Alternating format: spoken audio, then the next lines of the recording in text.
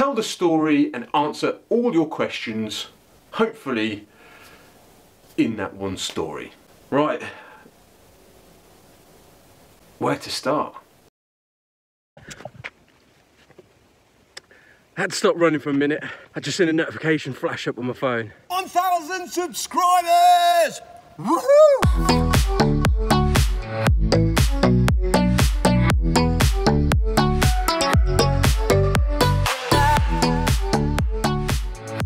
Boom! We did it.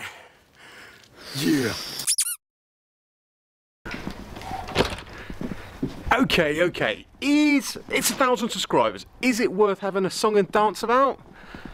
Well, in the YouTube world now, that we are in the league table of YouTube channels, Wimpy Brothers is in 4 millionth.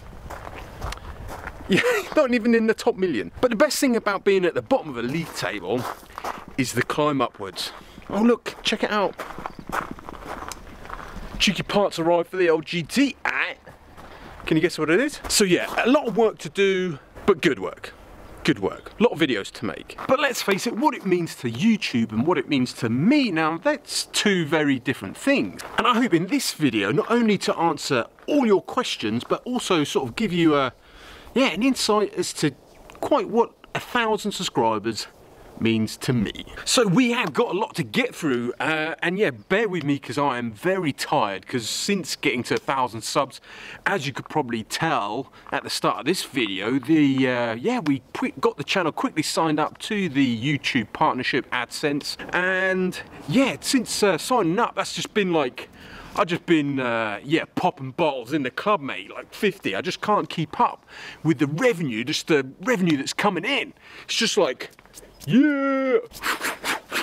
Okay, it's not like that. I've made a grand total of, check this, over the last few days, 58p. Pence. 78 cents, 58p. Right, so hardly megabucks, right? Hardly megabucks, but it's the most rewarding 58p that I've ever earned in my life. Yeah, not even enough money to afford a Lucia, which, if you wondered where Lucia was, she's just camping out at my neighbour's. Just to make a bit more space. No, this week I haven't spent any time in any clubs, popping nothing. I've just been getting Christmas stuff sorted, the tree, and yeah, with family that I've got back home in the UK and sending stuff home, and Adit's family's massive. Yeah, that's all I've been doing, to be honest. But let's get pressing on with your questions, and thank you so much. First, probably question straight out the bat. Let's go with the one about the Wimpy. Yeah, the Wimpy is still here, live. Yeah, brilliant. I did try and rush a sale through on this before the whole lockdown thing happened again, and it fell through, which was kind of like bad, but I was kind of happy to keep it as well. Yeah. Easy target. Yeah, I'll still put a smile on the face. So, questions to be answered today. Thank you guys for all your questions. Yeah, lots of car questions, lots of serious questions. Yeah, so let's get cracking. Let's get cracking with car questions, as yeah, I guess we're in the car. Dream car, okay. I would say this has to be, well, on my desktop, my computer desktop. I think that's a representative of any dude's dream car, and that is a Lamborghini Huracan. I don't know, I just love that car. Since I first laid eyes on it, I just thought, if one day I can own one of them, I'll do anything. Favourite car, people ask about sort of favourite car, which I'm going to consider that. Right, the favourite car that I've owned so far, I'm going to have to go with the 7.5 GT. To be honest, mainly because, yeah, just the build in general was, I really enjoyed building it. The support I had from you guys, and yeah, it was just, yeah, brilliant. It was such a good experience. And on top of that, it's a fantastic car. Literally, I drive it everywhere. I use it daily. Literally, you can tell by the mud and dirt on the outside, I drive it everywhere. But yeah, I just think it's a really good car. I will do a review on this car, and again, answering a couple of questions I've had. I will definitely do the price reveal of this build. That video is coming soon. Definitely puts a GTI size smile on my face even still. Yeah, this is the last car I want to sell. If I have to sell them all, I'm going to try my best to keep hold of this one. Plus, I would like to do the modifications part to this car. I kind of obviously brought it to OEM and I've left it at OEM if I need to sell it on for future projects. But yeah, I would really like to, hopefully financially, fingers crossed, I'd like to be able to hold on to it and continue working on it for the channel. Yeah, drop this thing. Yeah, boy. Fun car, very fun car. Whoa, and right on cue, the rain came by me. Brilliant. Yeah, but there's been a sort of dark secret I've been keeping about these cars. It's not been a secret, I've just found it, yeah, it's been difficult for me to deal with and difficult perhaps to talk about, but time for me to share it with you guys. The issue has been, this is the same issue for both cars, both the GTI and the Wimpy, is the French authorities administrationally have blocked both cars because there's a new article that they've decided to put in the way, which is that any US import salvage car, and it doesn't matter how it's been salvaged, whether it's from hail damage, lost or stolen, cannot be registered, re-registered in France. So I drive my cars using my professional garage plate. If I chose to sell it, which I had a buyer for the Wimpy straight off the bat, the idea was build the Wimpy, sell it, make some good money and go straight on to another big build. Because I'm sure that's what you guys, and certainly I wanted. Then the administrational block happened. I can't sell it now in France unless I register it in another European country first. Yeah, I just thought, what do I do? Hence why I sold the Discovery 4, bought the Porsche Turbo, and yeah, just thought I'd get an interim project, which is the Mark II GTI, until I figure things out. Anyone got any ideas, please let me know.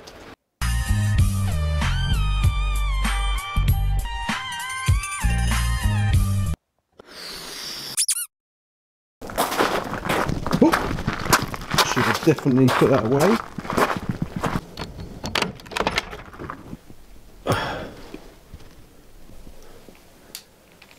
Oh, bright lights.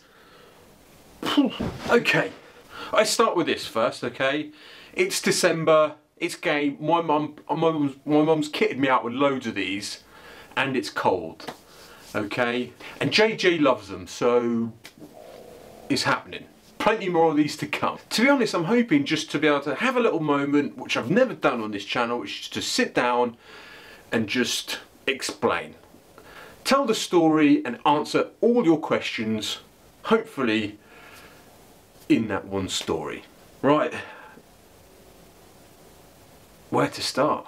Let's start from the beginning, really. Okay.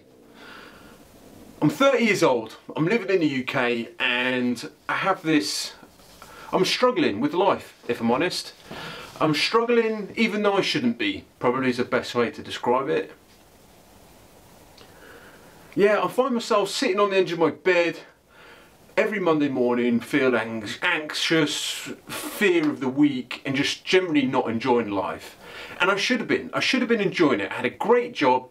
I was working for Jamie Oliver, and yeah, I try and throw up a picture of us working and together, and a picture of us partying in London together, trying to look like posh boys. Yeah, working with Jamie was a bit of an eye-opener experience in many ways, but the way it sort of really hit home was the fact that Jamie was just a normal bloke, a guy that had a passion for something and just went for it and followed it. And even though he's exactly as you'd expect him, Jamie Oliver, he's so passionate about food, and he does like cars, don't get me wrong, hence why he was on Top Gear. I'm not sure if ever you've seen that, but definitely worth YouTubing Jamie Oliver on Top Gear. But yeah, he just wanted to talk about food, and I just wanted to talk about cars and his cars. And he had a Capri, I had Capris, and yeah, in the end, I just thought, wonder if one day I could follow my passion and, more importantly, share it,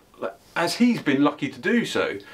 And it got to the point where, like I say, those Monday mornings sat on the end of my bed, I had to do something drastic. I didn't know what that drastic thing was going to be, but it turned out, yeah, quit my job, left the apartment and put everything into storage and went off on a trek around Europe with a D. By the way, we've been together like 13 years. We met in London. I was a cocktail bartender and yeah, obviously turned up the old flair cocktail making and the old English charm, and that was it. Done deal. But yeah, we decided we'd go travelling together. She's French, by the way. Just thought I'd throw that in there.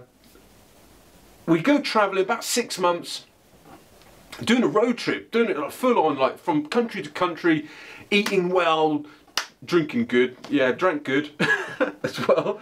Yeah, definitely had packed on a few pounds in those 6 months. But we ended up coming back to France. It was by that point I just was like, look, I need to try and work with cars. I need to do something with cars. All I did before was read about cars, watch about cars, so I'd never really worked with cars. I sold the car that I've got and I bought this. Yeah, started off with a little Renault Clio, and yeah, wow, I thought I bought it at an auction, and first auction buy, and yeah, it was an absolute howler. I couldn't have made any more mistakes in the first go. But it taught me loads, and like I say, every car has taught me something, but that first one, blimey, it's a story in itself. But anyway, started off with that car.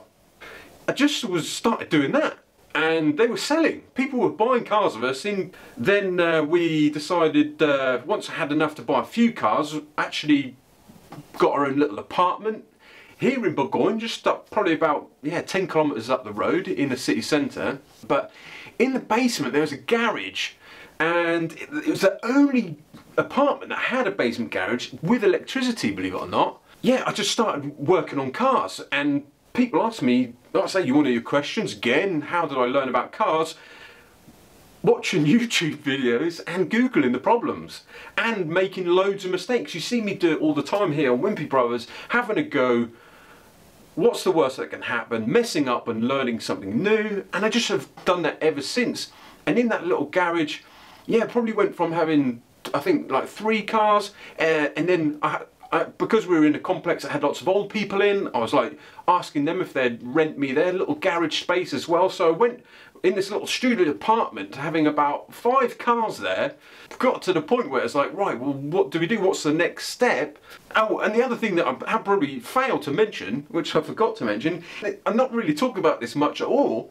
This whole time, I was working on the cars during the day, and in the evening, because Edith was working also as a manager at a hotel, and I was washing dishes at night. I literally was working during the day, and yeah, at the hotel kitchen, washing dishes 6 nights a week for 4 hours, late into the night.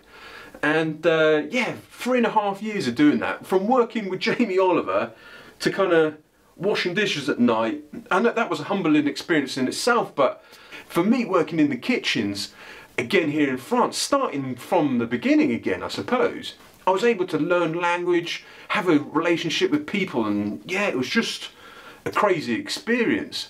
But all the time, just every bit of money that I made from a car, I was just able to reinvest it in the car because I was washing dishes. And yeah, I started to do more importing of cars at this point and gaining sort of a bit more confidence. And yeah, we got the lucky move to come here, which is obviously where you see us live now. And I just kept growing and growing and gaining more tools. I had a Wimpy caban. Yeah, I think at any one point I got up to about 8 or 9 cars here, and next thing was happened was little JJ came along, and yeah, things changed once again. Meanwhile, I'm sort of getting frustrated selling cars because it's just not hitting the passion fire that I wanted. I'm not sharing it with anyone, and yeah, it wasn't. Sometimes it was getting on my nerves. So what could I do to share my passion? That was the goal from day one. That's what made me leave, pack my stuff and go. Was I wanted to have a passion, work with it and share it. So it was only YouTube that I could see a way of doing that. Anyway, the seed was sown at that point. Suddenly, I remember buying the Wimper Stang, on the phone, hiding behind my dishwasher machine at work in the kitchen, just thinking, what am I doing? Just take the risk and go for it. Start a YouTube channel. I've never built any cars in my life. I didn't know how I was going to import this car from the States. I was literally having the biggest, I say, I've done some don't be a wimp and just go and do it anyway moments, but that was definitely up there with them. And yeah, so next thing, like I say, Wimpy arrived. Then, on top of all that, the pandemic came. Oh, the world went all crazy. Yeah, my little business that I worked really hard all them years to sort of build up, suddenly, yeah, I don't know if that will survive this second wave or third wave. So, to be honest, I was so pleased in a way that I'd started this. Had it not been for your support, I don't know what I'd have done. Seriously, I think I'd have gone a bit nuts. Instead of washing dishes at night now, I'm just sat up in front of my computer editing videos late into the night, just hammering it out, thinking, come on, if I just keep working at this, maybe I can finally make sense of all this whole journey. Do you know what I mean? Because if I can't make it work, then none of it has made sense. None of it.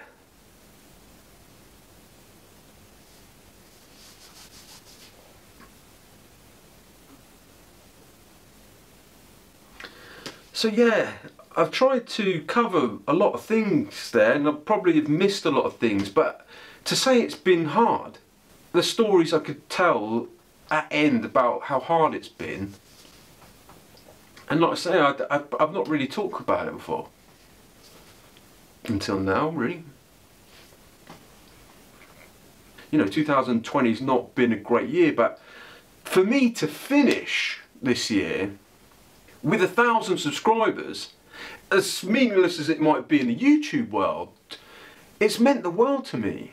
You know, I'm going to try and do everything I can. I mean, I've got to go at 2021 now, and like I say, with your vote of confidence, 1,000 votes of confidence now, that maybe I could go on and do this, but actually earn a living by doing what I set out in the first place, which was just realising what my passion was,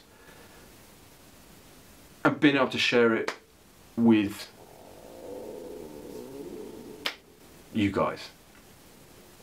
Yeah, hopefully that's answered hopefully a lot of your questions. But for me to now sit here and say to you guys, thank you for giving me a belief in this crazy, you know, what is now a bit more crazy world than ever.